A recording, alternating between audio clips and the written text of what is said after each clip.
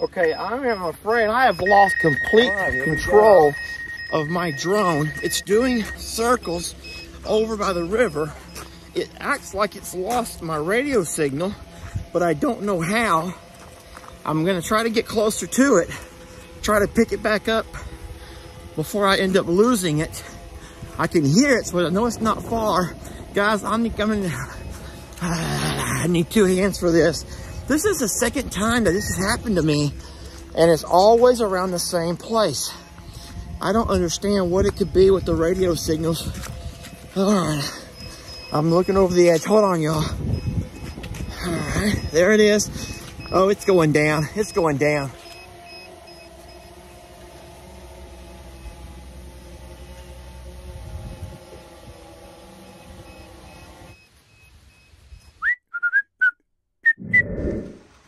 Would you guys look at this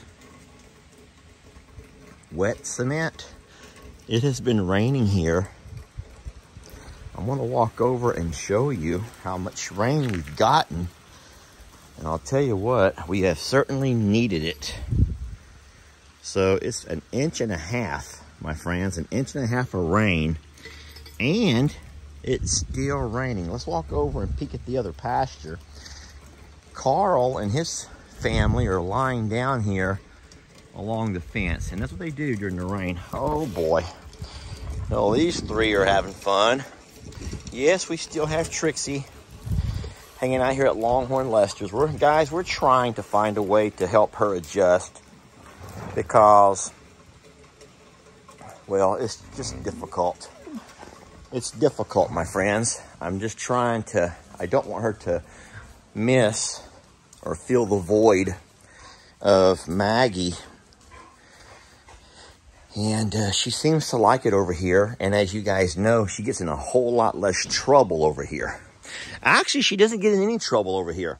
The only problem is she doesn't always come when I call her. I'm going to show you a little video sent from Pat and Dave. I'm going to go ahead and chop into that video right now.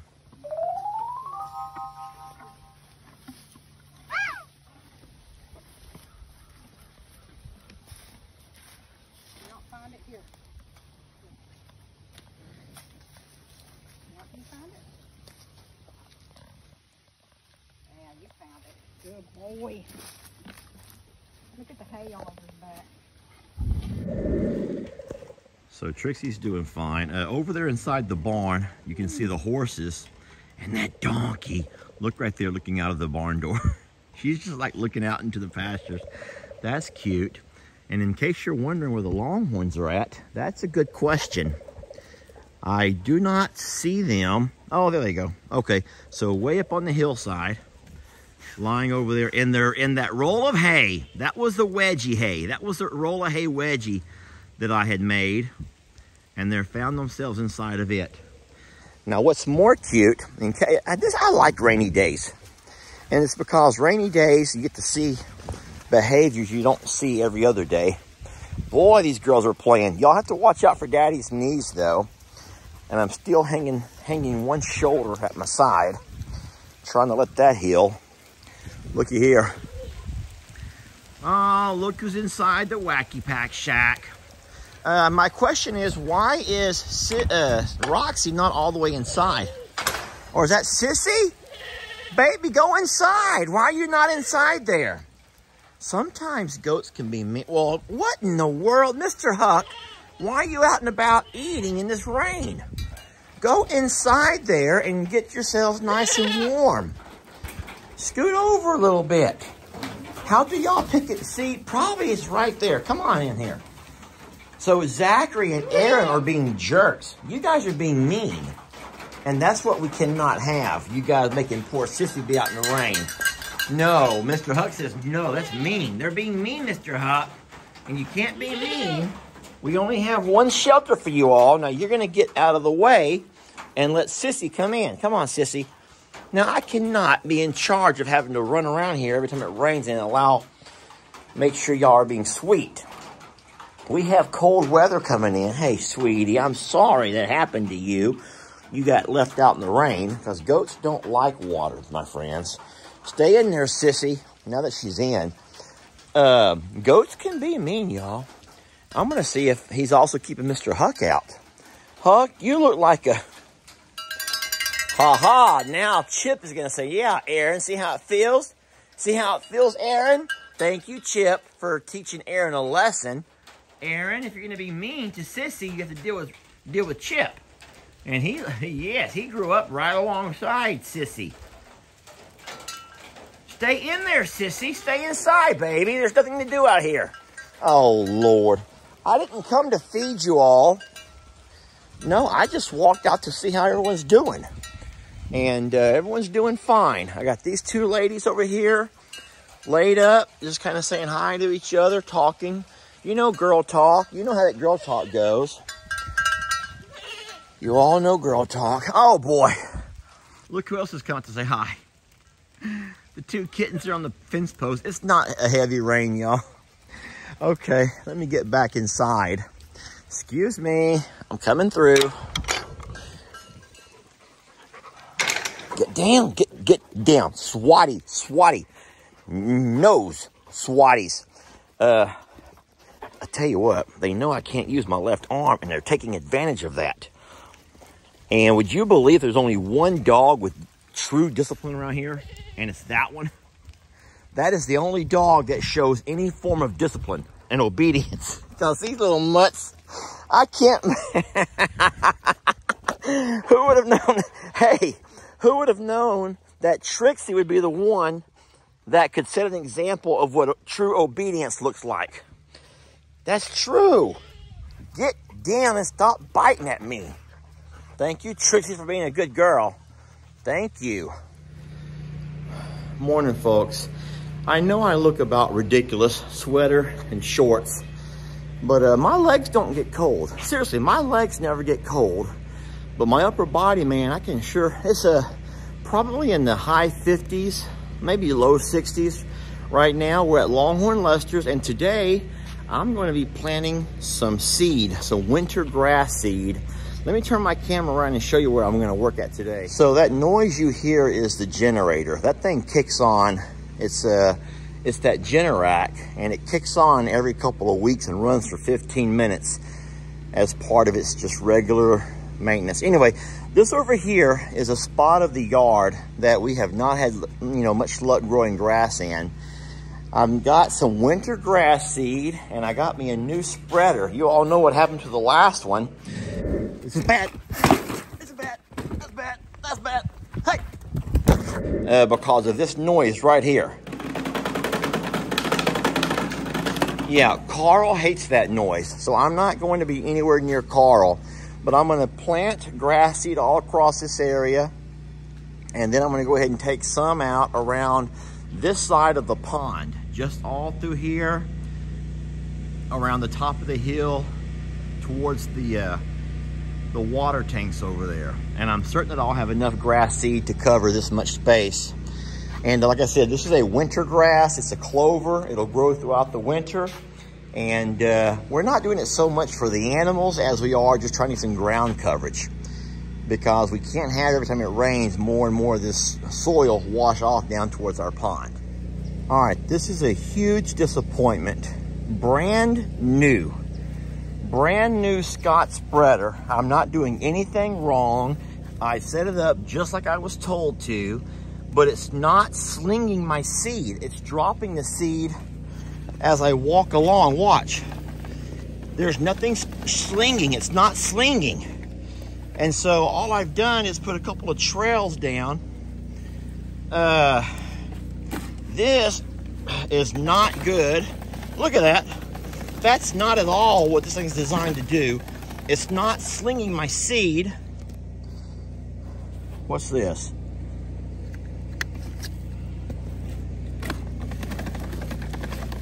What does that do? That has done nothing. It's just dropping seed right below me. The seed is literally falling out. It's not slinging. I don't know why it's not slinging. That thing should be turning. This should be spinning like with a fury. And that is not what we wanted to see happen right there. Edge guard. No, it's just dropping seed out from underneath it, y'all. This is not what, that's not the way you spread seed. I'm wasting so much seed. I have wasted so much seed.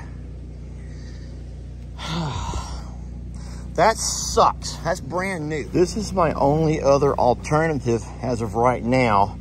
This little handheld. I don't want to do this because I have a bad shoulder, but I'm going to be forced to. And I want to get it done today because it's a drizzly, rainy day, and I want this seed to germinate because we don't know when we're going to get rain here next, and this stuff needs to go ahead and get wet and germinate, and so it can start to grow. It's already mid-October. This stuff should be on the ground like yesterday.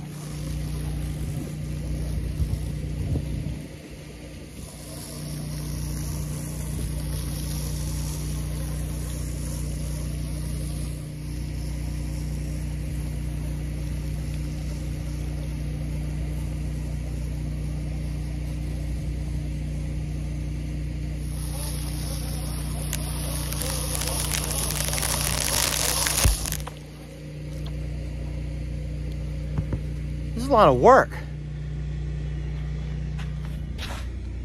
So that was 50 pounds of clover winter grass that I just spread by hand over this piece of my yard right here. Now I'm going to take the other 50 pounds and go into the pasture. I don't know how much money I spent on that machine, but the machine that I'd had for probably 20 years was perfect until Carl got a hold of it. This is bad. This is bad. That's bad. That's bad. Hey! And you go buy a brand new one and it gives you problems on day one.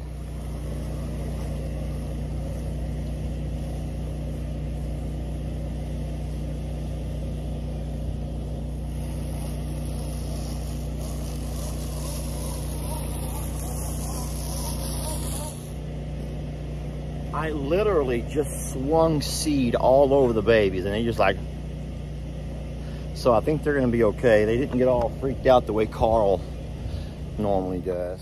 That literally should have been about a 10-minute job because you could fit 50 pounds of seed in that push along spreader. Ended up taking me darn near 30 minutes. And I had to put a lot of work on my shoulder, which I was trying not to do. But hey, 100 pounds of seed has now been spread across a large portion of this pasture. And now we're going to keep our fingers crossed that it's all going to germinate and start to come up in the next couple of weeks. I really like projects where people can see the before and afters. So what I'm gonna do, I'm gonna go back to I'm a Survivor a little bit and do some work over there. But when I come back this afternoon from my afternoon feed up, I'm gonna bring my drone. And I'm gonna do a drone flyover so we can have kind of a before picture of how, you know, how barren everything looks. And it'll be real neat when we do that same drone flyover in a couple of weeks. Especially if all this grass has come up, all this seed germinates and begins to come up, and it's going to be nice and green out here. That'll be fun.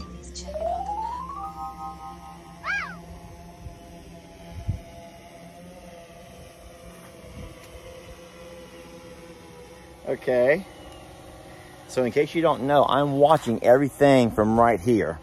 I'll show you how this works. I don't know if you can see that or not. I'm spinning the drone, I'm spinning the drone. There's my tractor.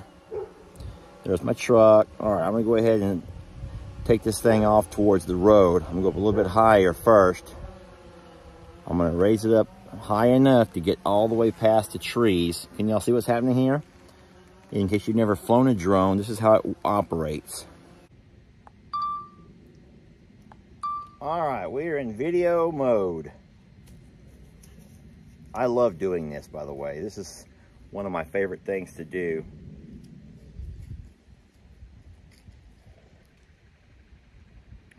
All right, we are flying the drone up.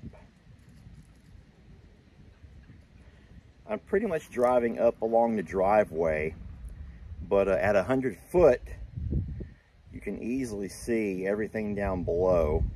You can also see the tops of these beautiful trees. You can see the fall colors. Lots of these trees have begun to turn, you know, the colors of fall. So I'm flying right above the treetops here. It's really neat. I'm coming up along the pond. Well, what should be a pond. There's water, just not much of it. This is the footage I really want to capture because this is what's going to change, hopefully, once all my grass seed begins to come up. I'm kind of turning the drone to follow the pond. The pond kind of has a teardrop type shape to it. All right, I'm about to come overhead, and I'm going to fly right over the top of me and go ahead and circle this thing around and go back the other direction. The dogs can hear it. They're all barking. All right.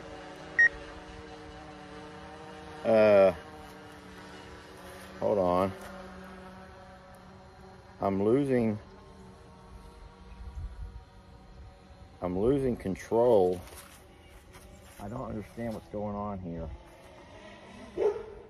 The drone is, turn around.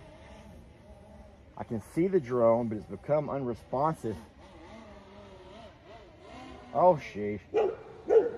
I'm trying to flip the drone and turn it back towards us. It's literally spinning the way a helicopter would spin. No, Lester. Oh, Lord.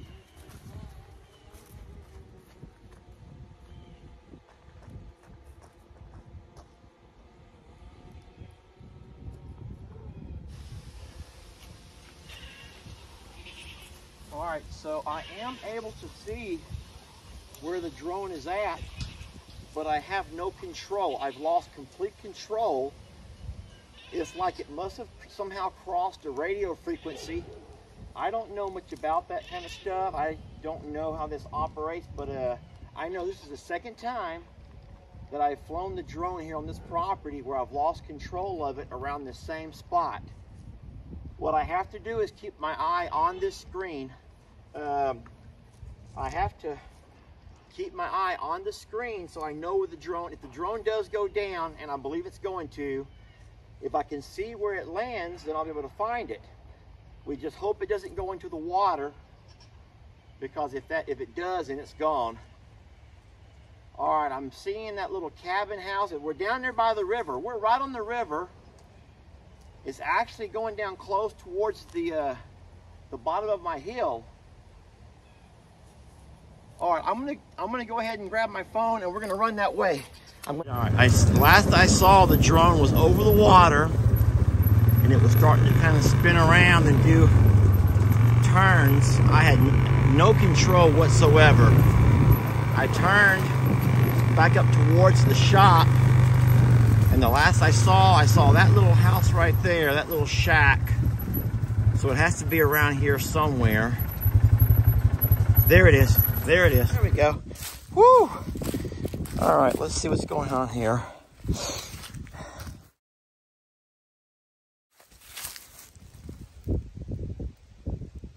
What in the world is that?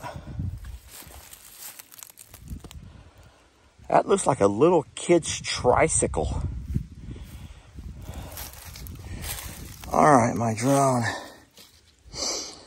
Okay, I broke that propeller. That one right there took the brunt. That has to be replaced. The other ones look fine.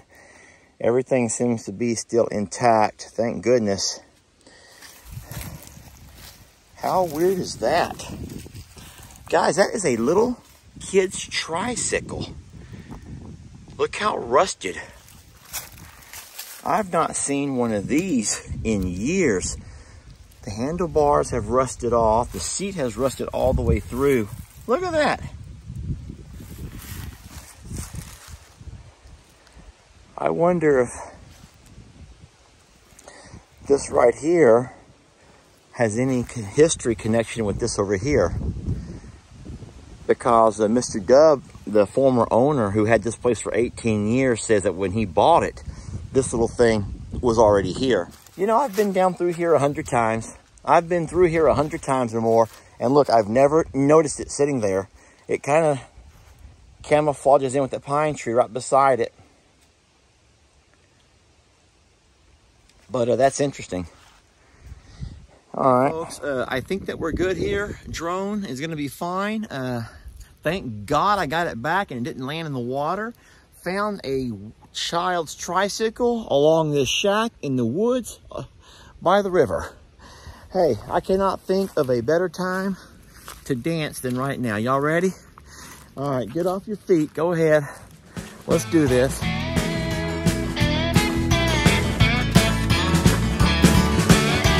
Don't let your troubles fester. Come watch Longhorn Lester. Yeah, something like that.